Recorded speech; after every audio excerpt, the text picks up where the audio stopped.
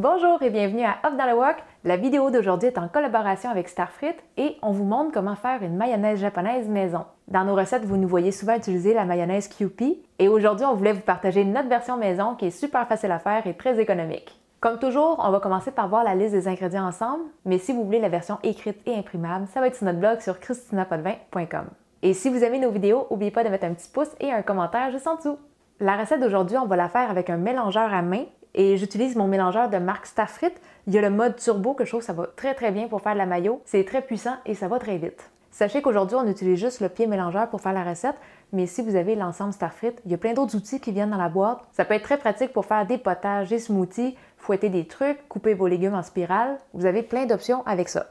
Pour commencer, on va utiliser 2 œufs et ça prend des œufs température ambiante, donc il faut les sortir quelques heures avant de commencer. Si vous avez oublié de sortir vos œufs et que vous voulez faire votre mayo tout de suite, je vous conseille de juste les laisser tremper dans de l'eau tiède pour les réchauffer un petit peu. C'est toujours plus facile à émulsifier s'ils ne sont pas trop froids.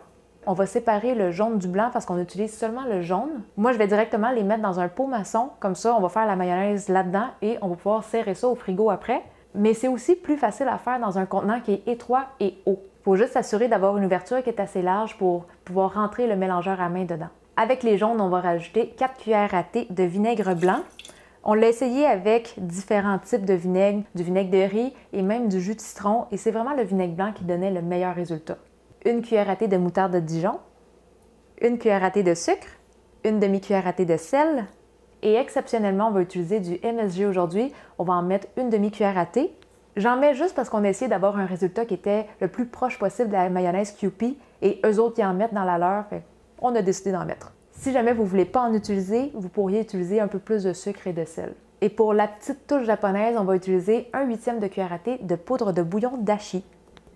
Ça, c'est celle que j'ai utilisée, ça vient avec plusieurs petits sachets. Et après ça, préparez-vous 3/4 de tasse ou 185 ml d'huile de canola ou de l'huile végétale, mais ça prend une huile neutre. Il ne faut surtout pas utiliser d'huile d'olive, ça ne donne pas de bons résultats. Fait qu'on est prêt à mixer tout ça, vous allez voir, ça se fait très vite. Moi, je mets tout de suite la machine à la vitesse maximale et je me mets même en mode turbo. Je trouve que c'est plus efficace. On va plonger le mélangeur dans les œufs et on va mixer ça 4 à 5 secondes, juste le temps de bien mélanger le tout. Et après ça, on va intégrer graduellement l'huile. Je sais qu'il y en a qui vont mettre l'huile au complet, mais je trouve qu'en la rajoutant graduellement, il y a encore moins de chances de rater la mayonnaise. Quand j'ai versé à peu près la moitié, on va commencer à faire des mouvements de haut en bas pour bien mélanger le tout.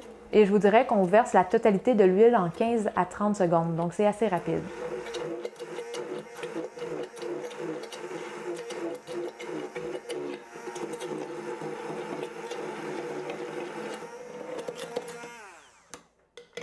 Fait que la mayo est prête. Vous voyez, ça n'a vraiment pas été long. Et moi, je suis habituée de le faire dans un cruchon. Je trouve ça pratique de pouvoir juste le mettre au frigo après. Mais on l'a testé aussi avec le contenant qui vient avec la machine Starfrit. J'étais pas certaine au début parce que c'est un format qui est un peu plus large qu'un cruchon, mais je vous confirme que ça fonctionne très bien aussi.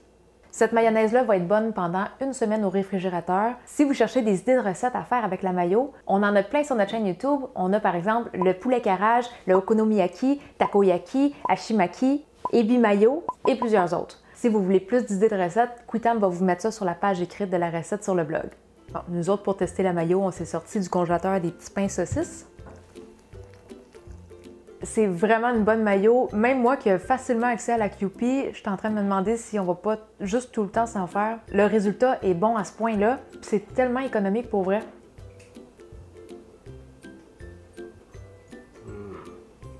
Goût typique de mayo japonaise. Ceux qui ne peuvent pas l'acheter en magasin, vous verrez, ça vaut la peine pour avoir les bonnes saveurs japonaises. Excellent! Fait que c'est déjà tout pour la recette d'aujourd'hui et on remercie Starfrit pour la belle collaboration. Si vous avez des questions ou si vous aimeriez nous montrer des photos de votre mayonnaise japonaise maison, vous pouvez venir sur notre groupe Facebook Cuisine Asiatique Fait Maison. N'oubliez pas de vous abonner à notre chaîne YouTube et sur ce, on se dit à la prochaine. Bye bye! Viens donc goûter à ma mayo. C'est rare qu'on mange la mayo juste comme ça, là. Mais elle est bonne. Oh. Ah! Je suis là, on teste la mayo. On a sorti des petits pains saucisses juste pour tester la mayo. Ah, ça, c'est encore gelé.